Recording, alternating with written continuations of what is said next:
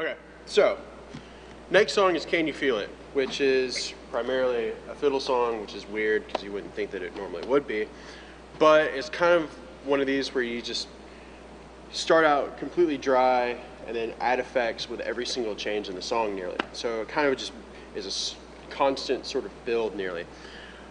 But to start off with, it's one of these things where between the song before it and the time that this one starts, there's a lot of stuff going on. Like Mark has to get his little robot, Jack has to get his crazy toaster, and Dave has like 5 or 6 things. So to ease the transition a little bit, we start with just a simple kind of beat thing. We bring that in and just let it run.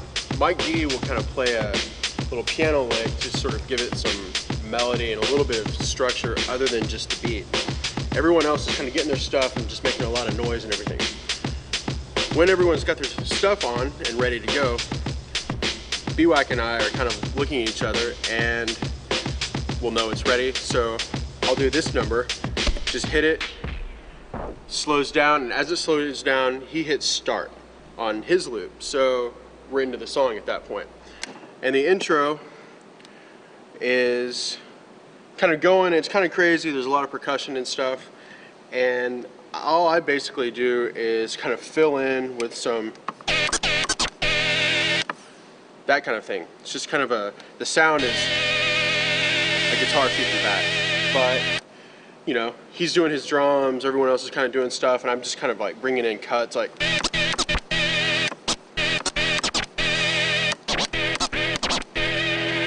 that. And then all of a sudden, bam, the song starts and we're done with this. And that's it for that. The loop is taking care of everything else. And then I come over here with a fiddle. Now, the song has kind of a lot of patterns in it, but the first one is just sort of a lick that goes along, and it's real sparse, no delay, no nothing. And the line is something like this. Get the tempo, which is about 120. And it's real simple, just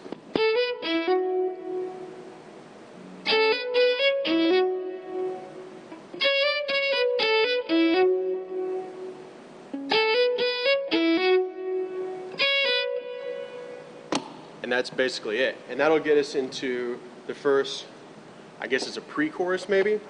Now, the only change I do there is turn on the delay, turn on the POG to get it a little more meaty sounding, so to speak.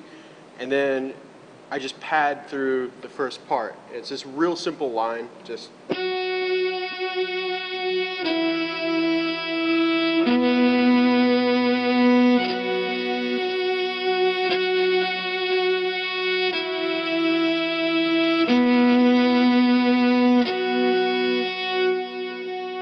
let it ring out, and it's real short, but the next thing is the chorus. The only thing I change, add the first level of distortion.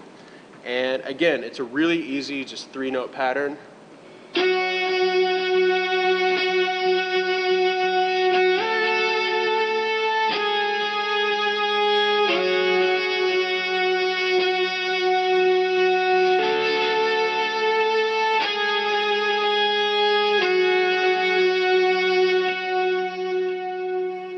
Through that chorus.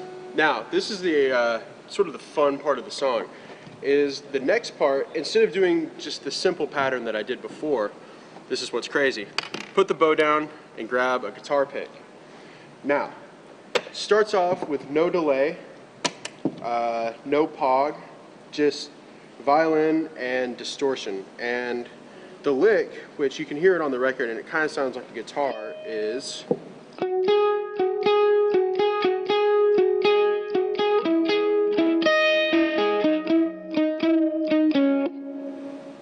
and it just does that once. But the trick is it leads right into the next thing. Now, this is what's cool, is you've got the delay set on kind of a ping pong setting. So the next part, which Mark also sort of doubles, is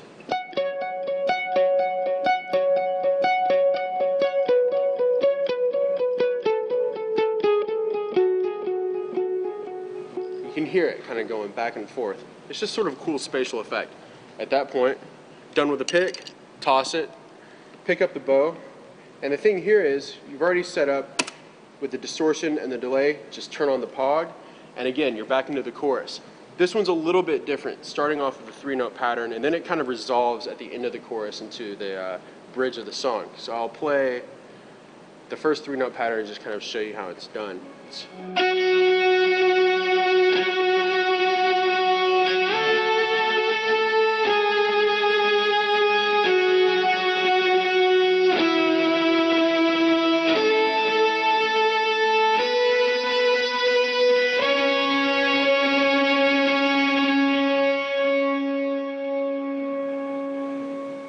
And let it ring out. Now, this is the bridge part, and this is the point in the song where Dave will put down his electric guitar, go over to the piano, and kind of fiddle around. At this point, we're not on a loop anymore. So the key here is watching both Dave and Jeremy to know when you need to start playing again. And at first, it's kind of almost an improvised thing. But for that, I need like a good clean sound. Kill the distortion, just keep on the Pog and the delay. And it's kind of hard to explain what I do here, just because I sort of play around, sort of on the theme of what happens when the part actually comes in. And I know when to do that because I'm watching Dave, and when he sings the first line of the bridge, which is "Our God is here," I know that at that point I need to be playing the part that leads into the final out chorus. So before that, I'm just kind of messing around, just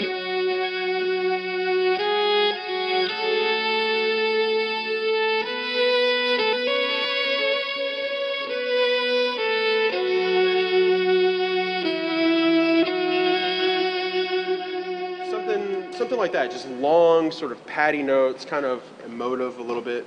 But as soon as he hits that first lyric, I know that this is the part I need to play that leads into the last chorus, which is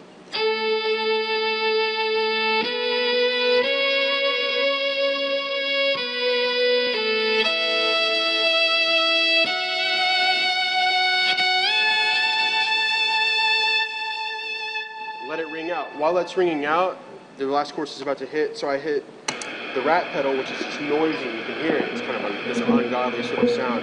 But the out of the song is now.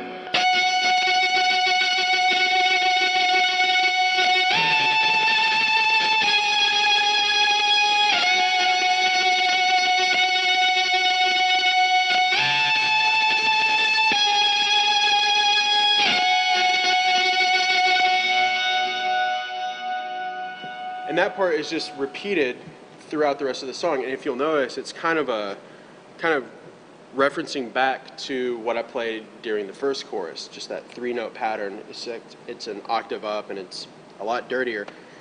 Just play that until the end of the song, and that's it.